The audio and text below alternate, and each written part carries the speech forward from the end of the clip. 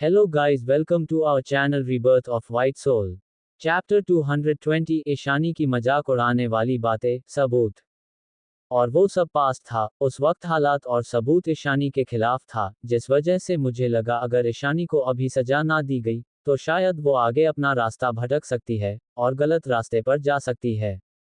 उनकी बात सुनकर कबीर भी उनको देखकर गुस्से से बोला, सबूत कौन सी सबूत और कौन सा हालात? और आपको ये हक किसने दे दिया कि आप मेरी बहन को सजा दो? अगर आप हमारी बुआ ना होती, तो मैं आपको ऐसी सजा देता, जो शायद आप सोच भी नहीं सकते। उसे मोक्ष की बातें सुनकर आरती जी पर और भी गुस्सा आ रहा था। कबीर की इतनी गुस्से भरी आवाज सुनकर तो आरती जी एक पल के लिए डर से कांप गई। सच में उन्हें पता था उनसे गलती हुई है, पर वो कुछ भी नहीं बदल सकती थी। और उस वक्त उन्हें प्रिया की हालत के सामने कुछ नहीं दिखा। और ना ही उन्होंने ईशानी से कुछ पूछना जरूरी समझा, क्योंकि उस वक्त उनके लिए प्रिया सबसे प्यारी और मासूम थी, जिसे कोई भी धमका सकता है। तो उन्हें प्रिया की बातों पर पूरा भरोसा हो गया था कि प्रिया ने जो भी कहा सच ही कहा होगा। समीर, दर्शित, रेहान और अयान ने भी अपना सिर झुका लिया था, क्योंकि ईशानी को अगर वो लोग उस वक्त प्यार देते तो ये सब कुछ नहीं होता। अबीर और ईशानी की चारों दोस्तों को भी बहुत गुस्सा आ रहा था, क्योंकि ईशानी ने अपनी ज्यादातर पास्ट की बातें उन्हें नहीं बताई थी, और वो भी उसे सभी बात बताने के लिए फोर्स नहीं करते थे, क्योंकि वो जानते थे कि ईशानी का पास्ट बुरा था, और वो सब उसकी घाव को कुरेदना नहीं चाहते थे। वो नहीं चाहते थे कि ईशानी को अपना दर्द भरी अतीत याद आए। पर मोक्ष की बात सुनकर उन चारों को बहुत गुस्सा आ रहा था। कोई माँ ऐसी कैसे हो सकती है? अब तो उन्हें ये भी डाउट होने लगा था कि क्या ये औरत सच में ईशानी की माँ है? कर कोई माँ अपनी बेटी के साथ ऐसा कर सकता है? वो सब आरती जी को गुस्से भरी नजर से देख रहे थे। तभी ईशानी की हंसी हॉल में गूंज गई। उसकी हंसी एकदम खाली था, जैसे वो किसी का मजाक उड़ा रही हो। सब जो आरती जी की तरफ गुस्से से देख रहे थे, वो सब ईशानी की तरफ देखने लगे। वहीं दादाजी दादी माँ जो गार्डन में टहलने गए थे, वो भी अब हॉल में आ गए थे। और ईशानी की हंसी की आवाज सुनकर वो दोनों भी उनके पास आ गए। तभी ईशानी ने अचानक अपनी हंसना रोक दिया, और आरती जी की तरफ नफरत से देखकर एक मजाक भरी स्माइल अपनी होंठों पर लिए बोली, अच्छा तो मिसेस मेहरा जरा ये भी तो बताए कि कौन सी सबूत मेरी खिलाफ थी। मुझे भी तो दिखाए वो सबूत जहां आपने देखा था कि कैसे मैं लड़कों के साथ मिलकर आपकी प्यारी मासूम बेटी को परेशान कर रही थी।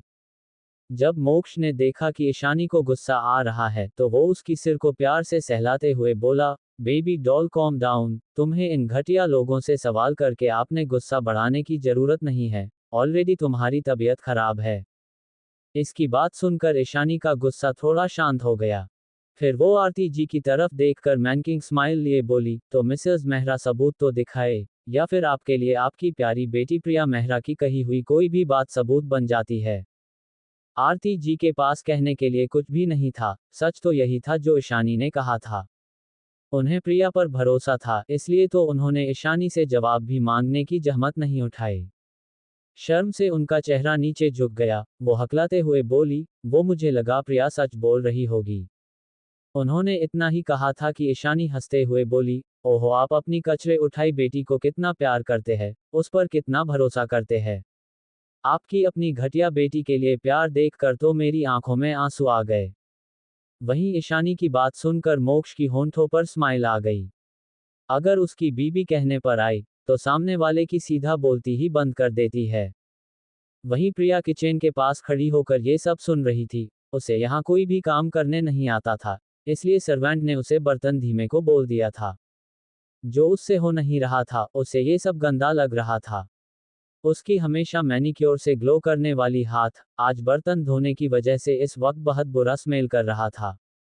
उसे इस वक्त बहुत गुस्सा आ रहा था, ऊपर से उसकी नेल भी खराब हो गया था। उसे अपनी हाथ ड्राई लग रहा था। जैसे ही वो रूम में अपनी हाथ में मॉइस्चराइजर अप्लाई करने जाने वाली थी, पर हॉल में हो रही बातों को सुनकर वो रुक गई। अब तो उसे डर लगने लगा था कि कहीं उस दिन जो कुछ भी हुआ था, अगर ईशानी ने सब कुछ सच बता दिया, तो उसका क्या होगा? क्या वो सबकी नजरों में और भी नीचे नहीं गिर जाएगी? वो ईशानी को रोकना तो चाहती थी, पर उसे समझ नहीं आ रहा था कि कैसे रोके। वहीं सुकेत जी ईशानी की तरफ देखकर कंफ्यूजन से बोले, तो क्या उस दिन प्रिया ने झूठ बोला था? क्या तुमने उसे बुली नहीं किया था लड़कों के साथ मिलकर? उनकी बात सुनकर ईशानी किसी डेविल की तरह हंसते हुए सुकेत जी और आती जी का मजाक उड़ाते हुए बोली, आप तो मिसेस मेहरा से भी ज्यादा बेवकूफ है मिस्टर मेहरा। पता नहीं क्या सोचकर दादाजी ने आपको बिजनेस संभालने को दे दिया। आप तो उस लायक ही नहीं है कि आप कुछ समझ पाए। क्या आपको लगता है, मैं जो उस स्कूल में कुछ दिन पहले ही गई थी, लड़कों के साथ मिलकर आपकी उस कचरे से उठाई बेटी को बुली करूंगी? इतना कहकर वो फिर से हंसने लगी। भले ही वो उनकी मजाक उड़ाने की कोशिश कर रही थी, पर मोक्ष को उसकी हंसी में एक दर्द भी नजर आ रहा था। वहीं सुकेत जी को और आरती जी को बेवकूफ कहने पर थोड़ा गुस्सा तो आया। परेशानी की बातें सुनकर उन्हें दुख भी हुआ, काश वो अपनी बेटी पर भरोसा करते उसे कुछ कहने का मौका देते। तभी दादाजी बोले, हाँ बच्चा तुमने बिल्कुल सच कहा, मुझे तो खुद ही इसे अपना बेटा कहने पर भी शर्म आता है।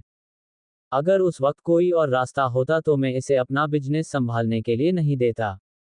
जो सच और झूठ में फर्क करना भी नहीं जानता हो। आपने पापा की बात सुनकर सुकेत जी की हैरानी से उन्हें देखने लगे। क्या उनके पापा को उन पर बिल्कुल भी भरोसा नहीं है, जो वो ऐसी बातें कर रहे हैं? तभी आरती जी ईशानी को देखकर बोली, मैं अभी प्रिया को बुलाती, मुझे उससे पूछना है कि उसने उस वक्त मुझसे सच कहा था या झूठ। उनकी बात सुनकर ईशानी बोली, आपको क्या लगता है, आपकी बेटी सच बोल देगी? तभी प्रिया धीरे धीरे चलते हुए हॉल में आए, उसकी हाथ में ट्रे था जिसमें चाय और कॉफी थी। उसके साथ एक सर्वेंट भी थी। प्रिया ऐसे आ रही थी जैसे उसे ट्रे उठाने में भी दर्द हो रहा हो। प्रिया टेबल पर ट्रे रख कर बोली, मॉम, डैड, भाई आज मैंने अपनी हाथ से पहली बार चाय बनाई है, टेस्ट कीजिए और बताइए कि जैसा लग रहा है। उसने ऐसा रिएक्ट किया जैसे वो कितनी एक्साइटेड हो और उसे पता नहीं कि यह सब क्या बातें कर रहे हैं। वो इस वक्त बहुत मासूम लग रही थी। वहीं प्रिया की बातें सुनकर पीछे खड़ी सर्वेंट हैरान हो गई, क्योंकि चाय तो उसने ही बनाई थी, प्रिया ने तो सिर्फ थोड़ा सा काफी बनाया था। क्योंकि उसे बस काफी बनाना ही आता था। उसकी झूठ सुनकर उस सर्वेंट ने कुछ नहीं कहा और प्रिया को घिन से देखते हुए सबको चाय देने लगी। पर वो प्रिया को कुछ नहीं कह सकती थी, क्योंकि प्रिया अभी भी इस फैमिली की बेटी थी। उसे पता था कि प्रिया को सिर्फ सजा मिली है, जब उसकी सजा खत्म हो जाए, तब क्या पता वो उसे परेशान करने लग जाते। उसने सोच लिया था कि इस घटिया, झूठी लड़की को अब वो कभी अपने आसपास भी नहीं आने देगी। वहीं प्रिया की बात सुनकर सुकेत जी और आरती जी कुछ अच्छा बोलना तो चाहते थे, पर उन्होंने खुद को रोक लिया। अब वो फिर से ईशानी के सामने प्रिया से कुछ बोलकर उसकी गुस्से को बढ़ाना नहीं चाहते थे। तभी सुकेत जी गंभीर भाव से प्रिया को देखकर बोले, प्रिया, क्या तुमने स्कूल टाइम में हमसे झूठ बोला था कि ईशानी ने लड़कों के साथ मिलकर तुम्हें बुली किया था? आपने डैड की बातें सुनकर प्रिया की दिल जोर से धड़कने लगी। वो अपनी सिर नीचे झुकाते हुए आंसू बहाते हुए बोली, मैं बस झूठ बोल रही थी डैड। सारी गलती मेरी थी, ईशानी ने कुछ नहीं किया था, शायद मुझे ही गलतफहमी हो गई हो। आप जो चाहे मुझे साझा दे सकते हो। प्रिया की बातें सुनकर ऐसा लग रहा था जैसे ईशानी ने ही वो सब किया था। पर अब प्रिया उसे बचाने के लिए खुद पर ब्लेम ले रही है। उसने आपने सिर नीचे झुका रखा था जैसे वो बहुत ज्यादा मासूम हो। उसकी एक्टिंग देखकर ईशानी की चेहरे पर एक गहरी स्माइल आ गई। फिर उसने नंदिनी को कुछ मैसेज किया जो उसके सामने ही बैठी थी। उसकी मैसेज को नंदिनी ने देख लिया और उसकी आंखों में कंफ्यूजन थी। फिर वो वहां से उठकर बहाना बनाकर वहां से चली गई। मोक्ष ने ईशानी की नंदिनी को भेजी गई मैसेज को अच्छे से देखा था, उसकी होंठों पर स्माइल थी। फिर सुकेत जी और आरती जी की तरफ देखकर बोली, ये लीजिए आपकी घटिया बेटी खुद कह रही है कि सारी गलती उसकी है, तो आपको नहीं लगता आपको अपनी बेटी को कड़ी से कड़ी सजा देनी चाहिए, ताकि वो अपनी रास्ता भटक कर कहीं गलत रास्ते में ना चली जाए? ईशानी की होंठों पर एक चिढ़ाने वाली स्माइल थी। ईशानी की बात सुनकर आरती जी और सुकेत जी को बहुत बुरा लग रहा था। थोड़ी देर पहले आरती जी ने जो ईशानी के लिए कहा था, ईशानी ने भी सेम वही बात प्रिया के लिए दोहरा दिया था, जिसे सुनकर सबकी होंठों पर स्माइल आ गई। तभी नंदिनी जल्दी से नीचे आई, उसकी हाथ में एक पेन ड्राइव था जिसे उसने प्रोजेक्टर पर लगा दिया। ईशानी सुकेत जी और आरती जी की तरफ देखकर बोली, मिस्टर एंड मिसेस मेहरा, शायद आपको अपनी प्यारी बेटी की मैटर में सबूत की जरूरत होगी, तो वो रही सबूत। ईशानी की बात सुनकर सब उस तरफ देखने लगे जहां एक वीडियो प्ले हो रहा था। इस वीडियो में प्रिया के पास कुछ लड़के खड़े थे। उन्हें देखकर मेहरा फैमिली समझ गए कि ये सभी बड़े बड़े फैमिली के बेटे थे। उनमें से एक लड़का प्रिया की तरफ देखकर गुस्से और घिन से बोला, तुम्हें बहुत शौक है ना दूसरी लड़कियों को बुली करने का और उनकी कपड़े उतार कर फोटो खींचने का। तभी एक और लड़का प्रिया की हाथ को पकड़कर लस्ट और गंदी तरह उसे देखते हुए बोला, तो क्यों ना आज हम भी तुम्हें बिना कपड़ों के देखें और तुम्हारे साथ एंजॉय करें। उसकी बात सुनकर बाकी चार लड़के भी हंसने लगे और प्रिया को चुनने लगे। एक लड़का बोला, तुम्हारी हिम्मत कैसे हुई मेरी बहन को बुली करने की। आज हम सब तुम्हें दिखाएंगे कि बिना कपड़ों के एंजॉय करना क्या होता है। वहीं प्रिया उनसे छुटने की कोशिश कर रही थी, पर कॉरिडोर में कोई नहीं था। प्रिया की फ्रेंड भी चले गए थे। प्रिया अपनी नाम स्पोर्ट्स क्लास में देने के लिए रुकी हुई थी। तभी ईशानी वहां आती हुई नजर आई जिसकी हाथ में बुक्स थे। जब ईशानी की नजर प्रिया पर पड़ी तो वो जल्दी से उनकी तरफ भागी और उन लड़कों से प्रिया को छुड़ाने की कोशिश करने लगी। पर जैसे ही मुश्किल से ईशानी ने प्रिया को उन लड़कों से छुड़ाया, प्रिया ने ईशानी को उन लड़कों की तरफ धक्का दे दिया और वहां से भाग गई। उसने ये देखने की भी कोशिश नहीं की कि ईशानी ठीक है या नहीं।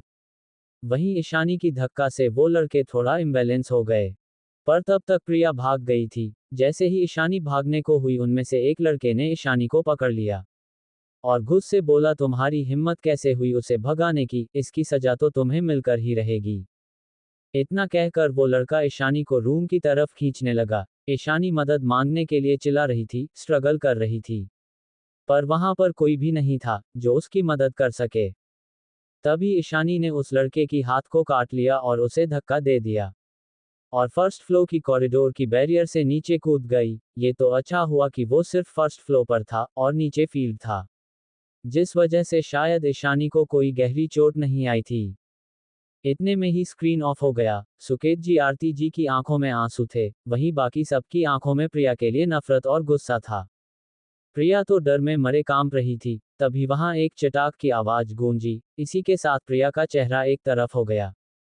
सामने आरती जी खड़ी थी, गुस्से के मारे कांप रही थी। चैप्टर 221 प्रिया की बेइज्जती, प्रिया को सजा देना। तभी ईशानी ने उस लड़के की हाथ को काट लिया और उसे धक्का दे दिया और फर्स्ट फ्लोर की कॉरिडोर की बैरियर से नीचे कूद गई। ये तो अच्छा हुआ कि वो सिर्फ फर्स्ट फ्लोर पर था और नीचे फील्ड था, जिस वजह से शायद ईशानी को कोई गहरी चोट नहीं आई थी। इतने में ही स्क्रीन ऑफ हो गया। सुकेत जी आरती जी की आंखों में आंसू थे, वहीं बाकी सबकी आंखों में प्रिया के लिए नफरत और गुस्सा था। प्रिया तो डर के मारे कांप रही थी। तभी वहां एक चटाक की आवाज गूंजी। इसी के साथ प्रिया का चेहरा एक तरफ हो गया। सामने आरती जी खड़ी थी, गुस्से के मारे कांप रही थी। उनकी आंखों में आज प्रिया के लिए हद से ज्यादा गुस्सा था, जिसे देखकर प्रिया एक पल के लिए डर के मारे कांप गई। उसे लगा नहीं था कि उस दिन की इतनी पुरानी वीडियो को ईशानी ने रिकवर कर लिया है।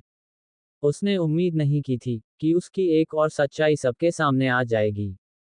मैंने प्रिया ने कुछ बोलने की कोशिश की, उससे पहले ही आरती जी ने एक और थापड़ उसकी गाल पर जड़ दिया, जिस वजह से प्रिया की होंठ जो पहले से ही थोड़े सूजे हुए थे, वो कट गए और उसकी होंठ की किनारे से खून बहने लगा। आरती जी गुस्से से उसे देखते हुए बोली, क्या तुम फिर से झूठ बोलने वाली हो? और कितनी बार झूठ बोला है तुमने हमें? मुझे तो अब तुम्हारी सारी बातें ही झूठी लगती है। क्या मैंने इस लड़की को ऐसे परवरिश दी थी कि ये सबसे बस झूठ बोलती रहे? अब तो मुझे अफसोस हो रहा है कि क्यों मैंने आज तुम्हें यहाँ रहने दिया।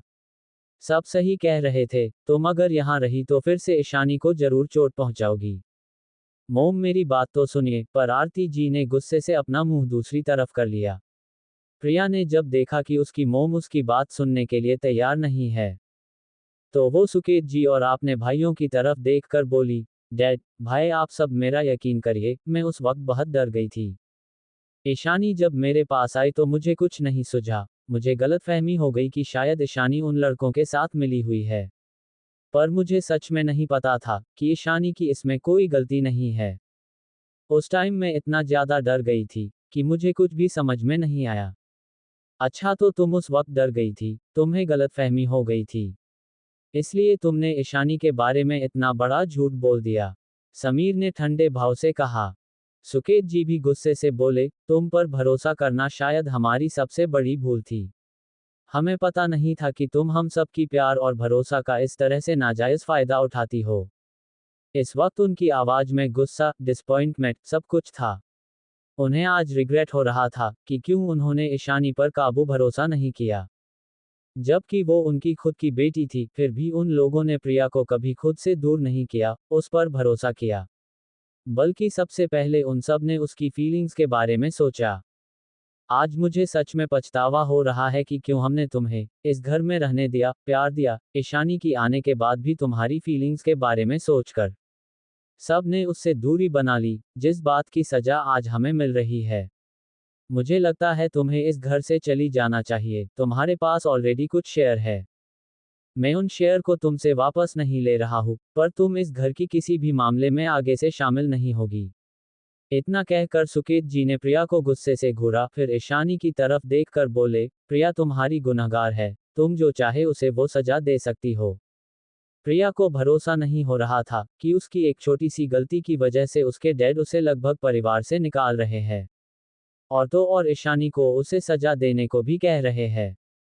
क्या ये बायस नहीं है? क्या वो ईशानी को सपोर्ट करने के लिए उसे सजा देने के लिए भी तैयार है? क्या ये इसलिए है क्योंकि वो उनका असली खून नहीं है? अगर फिर से ईशानी को मौका मिला तो वो उसे कैसी सजा देगी? पिछली बात जो सजा उसे मोक्ष ने दी थी, उसे सोचकर ही उसके रोंगटे खड़े हो जाते थे। अब तो उसकी हालत भी ठीक नहीं है, वो बिल्कुल भी फिर से सजा भुगतना नहीं चाहती थी। इसलिए वो अपने मोम डैड के सामने घुटनों पर बैठ गई और रोते हुए अपनी हाथ जोड़कर बोली, प्लीज मोम डैड आप तो एक बार मेरी बातों पर भरोसा कीजिए।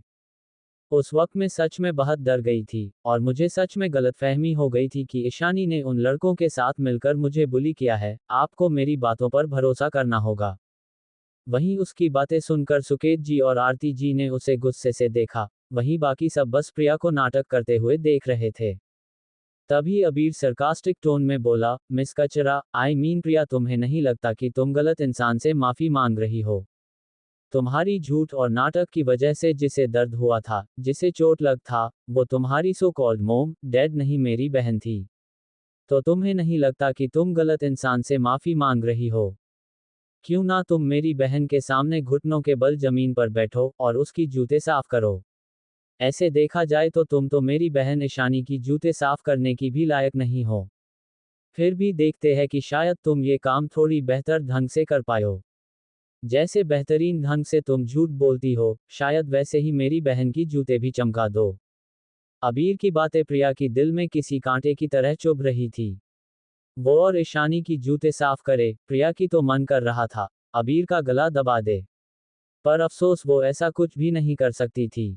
तभी मोक्ष अबीर की तरफ देखकर बोला, क्या तुम्हें ये लड़की मेरी बीबी की जूते छूने की भी लायक लगती है? इतना कहकर उसने एक बार घिन से प्रिया को देखा, जैसे वो कोई कचरे का ढेर हो। मोक्ष की बातें प्रिया को और भी बुरी लग रही थी। क्यों मोक्ष उससे इतना नफरत करता है और घिन से देखता है जैसे वो कोई कचरा हो, जबकि वो मोक्ष को कितना पसंद करती है। हाँ, मैं जानता हूँ कि ये लड़की मेरी प्यारी बहन की जूते पॉलिश करने की भी लायक नहीं है, पर मुझे लगा शायद ये एक ढंग का काम होगा जो ये लड़की कर सकती है। प्रिया से अब बर्दाश्त नहीं हो रहा था, उसने गुस्से में अपनी मुठिया भींच रखा था। वो ना चाहते हुए भी ईशानी की तरफ देखकर बोली, ईशानी मैं तुमसे माफी मांग रही हूँ। मुझसे बहुत बड़ी गलती हो गई, मेरी गलतफहमी की वजह से मैंने सबसे झूठ बोल दिया।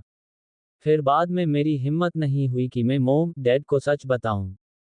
मैं डर गई थी कि कहीं सब मुझसे गुस्सा ना हो जाए। मेरे पास मोम डैड और भाइयों के सिवा इस दुनिया में कोई भी नहीं था। इसलिए मैं नहीं चाहती थी कि वो मुझे नफरत करने लगे। इतना कहकर वो रोने लगी।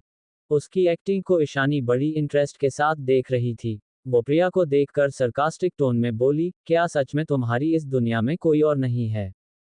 ईशानी की बात मोक्ष को तो समझ आई, पर बाकी किसी को समझ नहीं आई। वहीं ईशानी की बात सुनकर प्रिया एक पल के लिए डर गई कि कहीं ईशानी को ये तो पता नहीं चल गया कि वो अपने डैड से मिल चुकी है।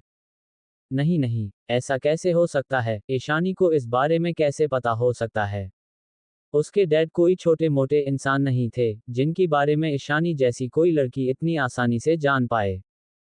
तभी ईशानी उस पर से नजर हटाकर बोली, मिसेस मेहरा, आपको सजा देने का बहुत शौक है ना? उस वक्त आपने मुझे बिना गलती की सजा दी थी, तो क्यों ना आज आप अपनी प्यारी बेटी प्रिया को भी सजा दे। ये बहुत अच्छा रहेगा, आई थिंक। ईशानी की बात सुनकर आरती जी की आंखों से आंसू बह गए। वो ईशानी को देखकर बोली, बेटा उस वक्त में गलत थी, तुम मुझे भी सजा दे सकती हो। क्या तुम मुझे एक, उन्होंने इतना ही कहा था कि ईशानी ने अपनी हाथ दिखाकर उन्हें रोक दिया और बोली, मिसेस मेहरा, मुझे आपकी एक्सप्लेनेशन नहीं सुनना है। मुझे बस ये जानना है कि आप अपनी लाडली बेटी को क्या सजा देने वाली है। उसकी बात सुनकर आरती जी ने अपनी आंखों में आंसू लिए उसे देखा। फिर प्रिया की तरफ देखकर बोले, प्रिया को कल तक खाना नहीं मिलेगा, वो कल तक घर का सभी काम करेगी, कोई सर्वेंट उसकी मदद नहीं करेंगे। और फिर सुकेत जी और समीर की तरफ देखकर बोली, प्रिया की सारी कार्ड 6 महीने तक बंद कर दीजिए। और जिस ब्रांड की मेंबरशिप प्रिया के लिए थी उन सबको कैंसिल कर दीजिए। बाकी प्रिया को तुम और जो चाहे उसे वो सजा दे सकती हो, मैं तुम्हें नहीं रोकूंगी। उन्होंने ईशानी की तरफ देखकर बोला। उनकी बात सुनकर सुकेत जी और समीर ने सिर हिला दिया। समीर बोला, मैंने तो प्रिया की सारे कार्ड ऑलरेडी ब्लॉक कर दिया। आगे तुम्हें जो भी करना है आपने पैसे पर करना, अगर तुम्हें खर्चा करना है तो तुम्हें खुद पैसे कमाने होंगे, क्योंकि इन पैसों पर तुम्हारी कोई हक नहीं है। अपनी मोम और भाई की बात सुनकर प्रिया की पैरों तले जमीन ही खिसक गई थी। उसे उम्मीद नहीं थी कि उसकी मोम जो उसे इतना प्यार करती थी, वो उसे इतनी बड़ी सजा देंगे। आज तक उसे लाखों खर्चा करने की आदत थी, उसे ये नहीं पता था कि इनकम कैसे करना है। और उसकी मोम ने उसकी मेंबरशिप भी कैंसिल कर दिया। तो क्या अब वो किसी मिडिल क्लास बच्चों की तरह पुराने कपड़े पहनेगी? क्या अब वो प्रिंसेस की तरह नहीं रह पाएगी? उनकी बात सुनकर अबीर एक्साइटेड होकर आरती जी और समीर की तरफ देखकर बोला, सच में लगता है पहली बार आपने कुछ लॉजिकल बात बोली है। आपने अभी कहा ना ईशानी बाकी जो चाहे सजा दे सकती है। तो ईशानी के बदले में इसे सजा देना चाहता हूँ, तो मैं चाहता हूँ ये घटिया लड़की ईशानी की सारी शूज और सैंडल को साफ करे। वैसे मैं चाहता था कि ये ईशानी की सारे कपड़े भी वॉश करे, पर ये उसकी लायक ही नहीं है। इतना कहकर वो अजीब सा मुंह बनाने लगा। उसे देखकर सबको हंसी आ रही थी। दादाजी और दादी माँ की होंठों पर भी स्माइल आ गई। ईशानी की सारी दोस्त भी ठहाका मारकर हंसने लगे थे। कबीर और दर्शित की होठों पर भी अबीर की ऐसी बातें सुनकर स्माइल आ गई। प्रिया को तो उन सब की हंसी सुनकर गुस्सा आ रहा था। उसने सोच लिया था एक बार वो अपनी मकसद में कामयाब हो जाए तो वो सबसे गिन गिन कर बदला लेगी। रेहान और अयान जो अब तक चुप थे, वो अबीर की तरफ देखकर बोले, पर क्या ये थोड़ा डिसरिस्पेक्टफुल नहीं है? आई मीन जूते साफ करना थोड़ा बुरा है। उन दोनों की बात सुनकर अबीर मुंह बनाकर बोला, मेरी बहन कोई ऐसी वैसी लड़की नहीं है। उसकी जूते साफ करना तो इस मेकअप से पुती चुड़ैल के लिए किस्मत की बात है। उसकी बात सुनकर रेहान और अयान का मुंह हैरानी से खुला रह गया। अबीर सच में जब भी बोलता था, बिल्कुल बेशर्म की तरह बोलता था। वो तो ये भी नहीं सोचता था कि उसकी बातों का सामने वाले पर कैसा असर पड़ रहा है। अबीर बेशर्मी से मुस्कुराया और उनसे मुंह मोड़ लिया। दादी माँ रेहान और अयान की तरफ देखकर बोली, उस लड़की की वजह से जितनी दर्द मेरी पोती ने सहा है, उसके आगे तो ये सजा कुछ भी नहीं है। और जो सजा उसे मिला है उसे उस लड़की को पूरा करना होगा, और इसके बीच में कोई कुछ नहीं कहेगा।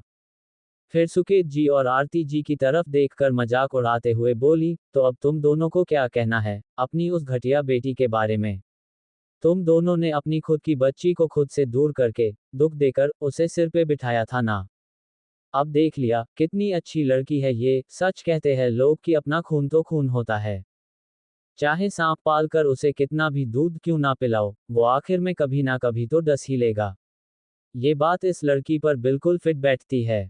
पता नहीं किसका गंदा खून है, जो इसके अंदर इतनी घटियापन है। लालच और चालाकी से भरी पड़ी है ये लड़की। दादी माँ की बात सुनकर प्रिया की तन बदन में आग लग गई। वहीं सुकेत जी और आरती जी और चारों भाई भी चौंक गए। सबको पता था कि दादाजी और दादी माँ प्रिया को बिल्कुल भी पसंद नहीं करते हैं, पर उन्होंने आज तक प्रिया के लिए ऐसा शब्द इस्तेमाल नहीं किया था। उसे आज तक उन्होंने गंदा खून कभी नहीं बोला था।